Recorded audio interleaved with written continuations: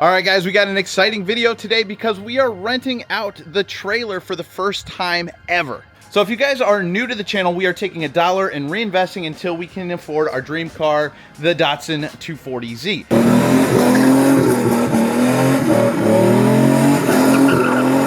Now, we've been doing that by buying abandoned storage units and flipping items until we could afford this. This is our 2022 Forest and River Wildwood camper. It's 32 feet long, sleeps 10, and we have used it once already for personal use to try and, figure out how this all works. But we have our very first renter coming to pick this up. So I wanted to make a really quick video because they're gonna be here in about 20 minutes about how we prepped it. All right, so the first thing that we did was fill up the propane tanks. We made sure the propane tanks were good to go. Those are filled. It only cost about $4 to fill them up because we still had a bunch left. We have our towing equipment laid out and ready to go to hook up to their truck. They are gonna be picking up today. We did a little bit of organizing in here. We have our electrical cords, water hoses, emergency equipment, stuff for the stinky slinky, some chairs, some other things. They're going to be boondocking, so we have some freshwater tanks here in case they need to fill up. The freshwater tank is already full, so we're good on that. We had to make a big purchase, which was $850 for this Predator 3500. True story, I did have a coupon for it, but it expired and didn't have another coupon before we had to buy it again. So boom, $850 gone on this one, but that's okay because we're gonna start making that back here pretty soon. Now, we had some repairs done on the unit because when we got it, there was a big old crack here. So they repaired the crack and then coated it. So that's not been leaking, so that's great. We went ahead, emptied out the gray water tanks, so that's good to go. Did an overall walk around to make sure everything looks good. And in the app, you take pictures prior to them picking up so that you have a record of the condition of the RV or trailer. And that way, if it is returned with any damages, you can go ahead and make a claim and you can have before pictures and after pictures. So it's really set up for success. Now, speaking of apps, let's talk about what app we use to rent the trailer. We are using Outdoorsy and RVshare. This one is an outdoorsy rental and it's our very first one. They're going to be boondocking for a week. A small family. We'll head inside here. As you can see, everything's nice and clean now. We got stuff that's set up. We got everything good to go. But what's exciting, you guys, is that this is actually our first rental, but we have 3 on the books already, which is super exciting.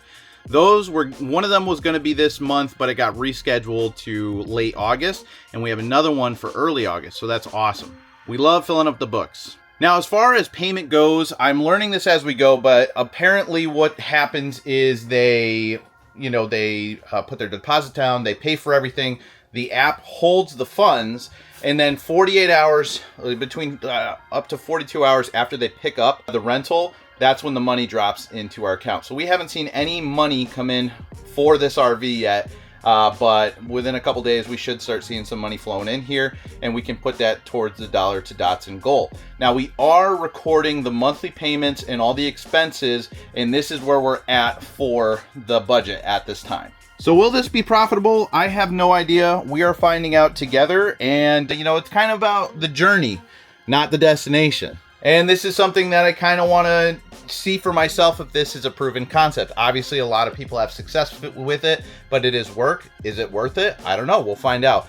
This is the hardest part to get to so far. We had to buy the RV. We had to buy all the stuff to furnish the RV. We had to get stuff like the generator, all that. So all the upfront costs is now over with, and hopefully we can start seeing a return on our investment.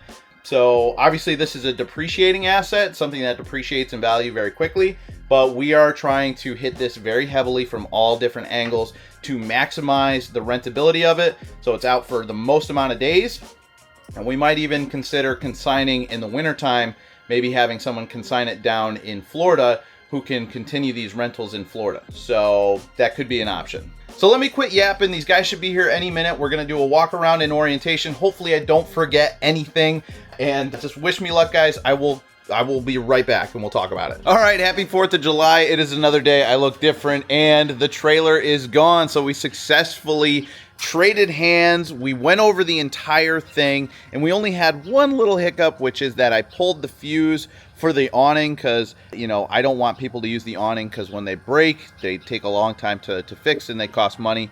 And I heard that if you take the fuse out, it won't work, and that's a good option. Well, I pulled that, and the fuse also was responsible for the section of the camper that slides out, so I couldn't slide it back in. So I was like, all right, why don't you do the honors? And he pressed the button and nothing happened. Freaked out for a minute, but remembered the fuse, so we got that figured out, so that's good. And they've now had the trailer for like 2 days, and I wanted to wait to conclude this video because the funds just got released. I got $637.15, plus we're probably going to get about $100 for the rental of the generator. And the generator was interesting because I went ahead and charged them per like hour, but I don't have an hour meter, so we're just going to use like we're just using the trust system this time around. I already went into my listing, updated it. We're going to do $30 a day flat rate for the generator, and I think that's going to be worth it. Pretty consistent with the prices of rentals around here. So that's something I learned and took away from it. All in all, the process of switching hands from the renter to the rentee, I don't know. So overall, my experience of handing off the RV to the renter was pretty easy. We basically just went around everything, checked it, showed them all the systems. We signed a few pieces of paperwork. There's a signature on the app that you can do, and they took off. So that's a success, and we have 2 others already booked, and I've had a couple more inquiries over the last day, so hopefully some of those pan out. So that one payment pays for the last 2 months of payments of the RV plus a little, and that's just the first rental. So I'm hoping that we continue to get rentals. If you guys want to rent, the link will be in the description if you're close to Connecticut and you want to rent the RV and help support the Dollar to Datsun challenge. I would appreciate it, and we hook you up. So thank you guys so much for watching, and I will see you in the next video.